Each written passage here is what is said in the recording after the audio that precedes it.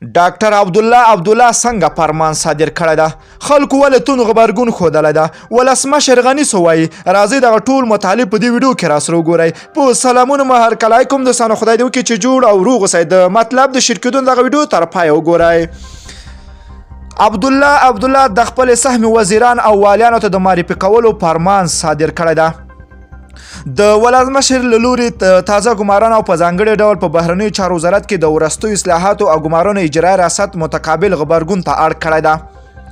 ویل کېږي اجرایي ریاست غواړي د ولسمشر د دې اقدام په غبرګون کې د کابینې 15 وزیران او د 8 ولایتونو والیان معرفي کېدو لپاره ځانګړی فرمان صادر کړی ده. که څه هم ډاکټر عبدالله له لورې د معرفي کېدونکو چارواکو نومونه نه دي په ډاګه شوي، خو د اجرایي ریاست ویان مجیب رحیمي وایي په دې تړه سلا مشورې پیل شوي دي. د ملي یووالي حکومت په تیرو 15 کلونو دوره کې د وزیرانو، والیانو او سفیرانو د معرفي کېدو موضوع د ولسمشر او اجرایي رئیس ترمنځ جنجالي مسله وه، چې له امله د کابینې ډېر وزارتونه د سرپرستانو لوري اداره شول. له فرمان نه وروسته اجرایي رئیس د پاکستان له سفیر سره وکتل. له پاکستان سره ښې اړیکې د افغانستان له ثبات سره مرسته کولی شي.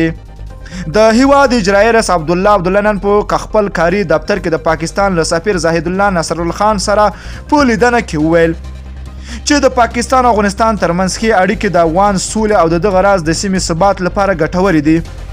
له اجرایي ریاسته په خپره شوې خبرپاڼه کې راغلي دي په دې لیدنه کې دواړو لوري پر 2 اړخیزو اړیکو د سولې ته د رسیدو لپاره پر ګډو هڅو او دغه راز د افغانستان پر ولسمشریزې ټاکنو خبرې اترې کړې دي.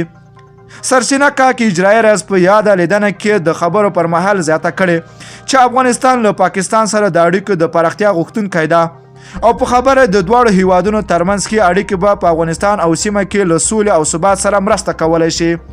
دوستانو، ستاسو د ولسمشر او اجرایي رئیس ډاکټر عبدالله د خبرو ته تاسو څه پیغام، څه وینا، څه کمنټ لرئ؟ راځئ راسره په ویډیو کې شیر کړئ. که ویډیو مو خوښه شوه نو لایک او شیر کړئ. که غواړئ له تازه او دقیقو معلوماتو خبر شئ نو د لمر پریس یوټیوب چینل حتما د سره سبسکرایب کړئ. نور مو په پاک رب سپارم. الله مل شه، ښه وخت درته غواړم.